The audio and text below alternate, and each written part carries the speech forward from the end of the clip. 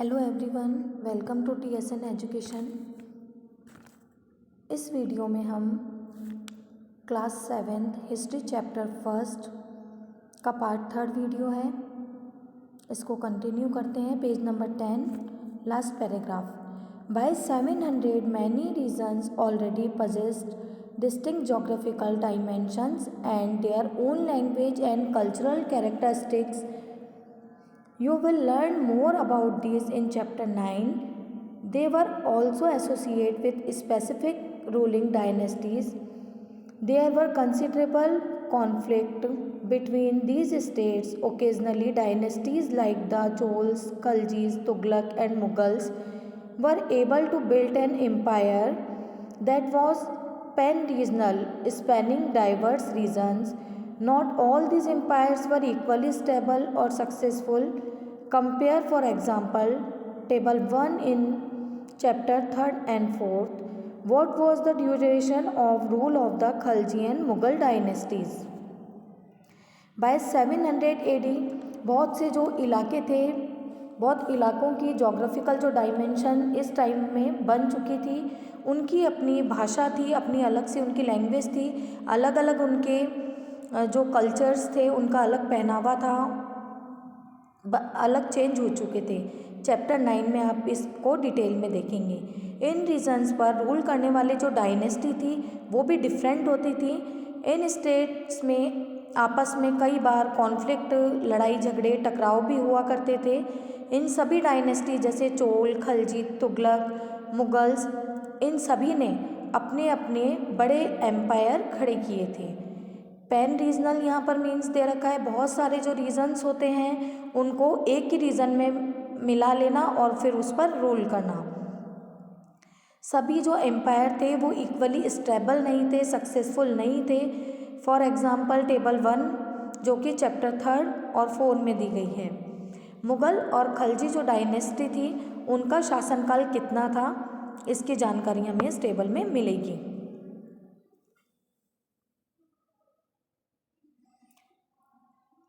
When the Mughal Empire declined in the 13th century, it led to the re-emergence of regional state. Chapter 10. But years of imperial pan-regional rule had altered the character of the regions across most of the subcontinent. The regions were left with the legacies of the big and small state that had ruled over them. This was apparent in the emergence of many distinct and shared traditions in the realms of governance, the management of the economy, elite cultures, and languages. Through the 1,000 years between 700 and 1750, the character of the different regions did not grow in isolation. These regions felt the impact of larger pan-regional forces of integration without ever quite losing their distinctiveness.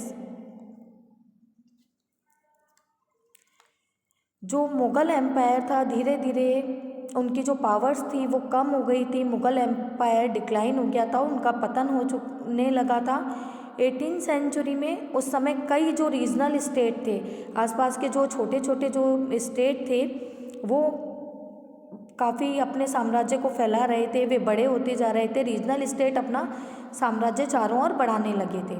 पहले जो regional state थे वो मुग़लों के अधीन थे। But years of imperial means होता है राजाशाही जो शासन चल रहा था, जो एक ही पैन रीजन में पूरे जितने आसपास के एरिया हैं उनको एक रीजन में मिलाकर उनके ऊपर शासन करना पैन इम्पेरियल जो कहा जाता है। कई सालों तक एक ही जो शासन था पूरे एम्पायर पर चल रहा था, उससे वहाँ के जो रीजनल जो क्षेत्र थे उनमें भी काफ़ी बदलाव आ रहा था।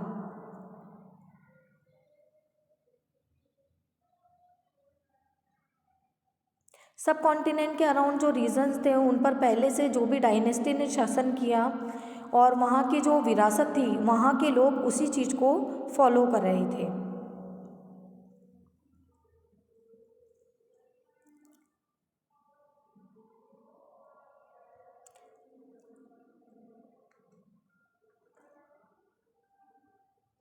इस बात की जो हमें जानकारी है वो हमें किस चीज़ से मिलती है? इस बात की जानकारी हमें जो वहाँ के ट्रेडिशंस हैं उनसे मिलती है। जो इन रीजन्स में ट्रेडिशंस थे, काफ़ी सारे डिस्टिंक्ट भी थे और शेयर कल्चर भी थे। कुछ चीज़ें उन ट्रेडिशंस में सेम भी होती थी और कुछ चेंज होती थी। और जो गवर्नेंस चलती थी, जैसे यहाँ पर जो गवर्नेंस का मीन्स दिया, गवर्नेंस जो वहाँ की थी वो कैसा राज कार्य करती थी, वहाँ की इकोनॉमी कैसी थी, उसका प्रबंध किस इकोनॉमिक जो है उसको कैसे मैनेज किया जाता था। इलाइट कल्चर, वहाँ के जो राजा महाराजा हैं वो किस तरह रहते थे, कैसे शासन करते थे, वहाँ की लैंग्वेज किस टाइप की थी। Through the 1000 years between 700 and 750, the character of the different regions did not grow in isolation. 700 से 750 तक का जो 1000 सालों में अलग से कुछ ऐसा चेंज नहीं हुआ था। उन क्षेत्रों की जो प्रकृति थी अलग से नहीं थी, वे कुछ तो ऐसी उनमें विशेषताएं थी जो उनमें पहले से थी, मगर जो सभी क्षेत्र थे उनका भी उनकी जो पावर्स थी उनका इम्पैक्ट उन रीजन्स पर था। और जो बड़े राज्य थे उनका जो प्रभाव है वहाँ के जो छोटे राज्य थे उन पर काफ़ी था, देखने को मिलता है। Old and new religions, the 1000 years of history that we are exploring witness major development in religious traditions. Peoples believe in the divine was sometimes deeply personal, but more usually it was collective belief in a supernatural agency. Religion was often closely connected with the social and economic organization of local communities. As the social worlds of these groups altered, so too did their beliefs.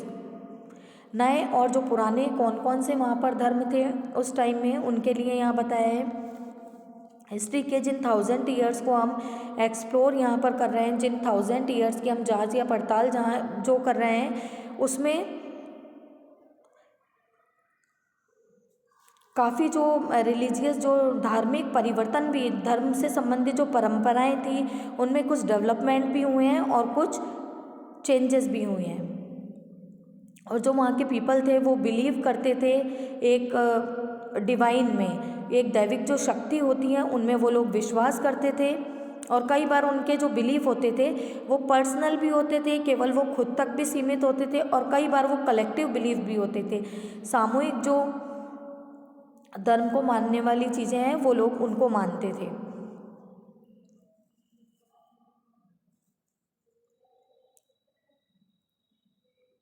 धर्म और आस्था कई बार सामाजिक और आर्थिक संगठन जो होते हैं, जो ग्रुप्स होते हैं, उनसे उनकी जुड़ी हुई होती थी।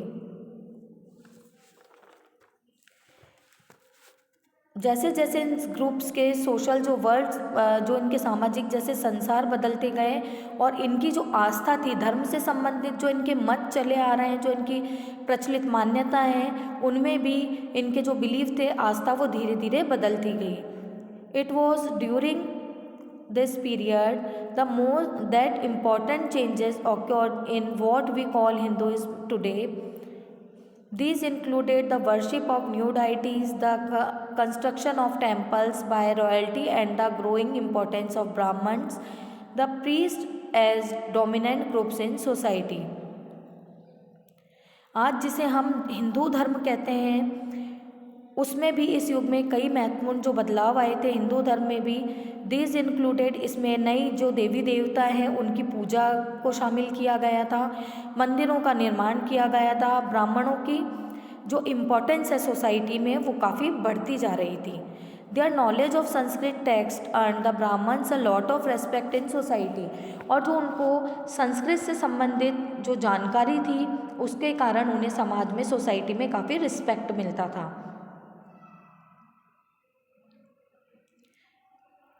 Their dominant position was consolidated by the support of their patrons, new rulers searching for prestige।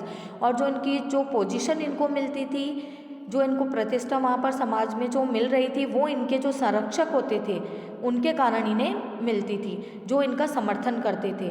और वो खुद भी सोसाइटी में अपनी एक प्रेस्टीज बनाना चाहते थे। जो न्यू रूलर्स थे उनके वो इन्हें पैट्रॉन्स देते थे, इन्हें संरक्षण देते थे।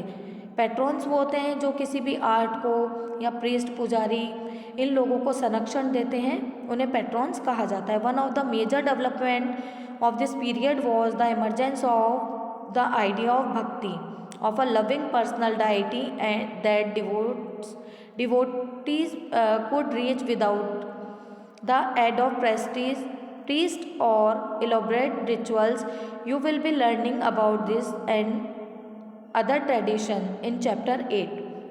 एक जो मेजर डेवलपमेंट इस टाइम पीरियड में हुआ था वो था भक्ति की जो विचारधारा नई आरंभ हुई थी उसका, जिसमें कि विदाउट प्रीस्ट और रिचुअल्स के जो भी धार्मिक कार्य होते हैं, धार्मिक जो मत चले आ रहे हैं उनके बिना भी, धार्मिक पूजा पाठ के कार्य या पुजारी के बिना भी भगवान की भक्ति हो सकती है और जो भक्त हैं वो भगवान को पा सकते हैं। इस टाइम में जो न्यू आइडिया ऑफ भक्ति जो थी उसमें अपने इष्ट जो देवी देवताओं की कल्पना की जाती थी, जिसमें कि धार्मिक जो कर्मकांड हैं उनके बिना भी भक्त स्वयं ईश्वर तक पहुंच सकते थे। और जो दूसरी परंपराएं हैं उनके बारे में हम नेक्स्ट जो वीडियो है उसमें कंप्लीट करेंगे। Thank you.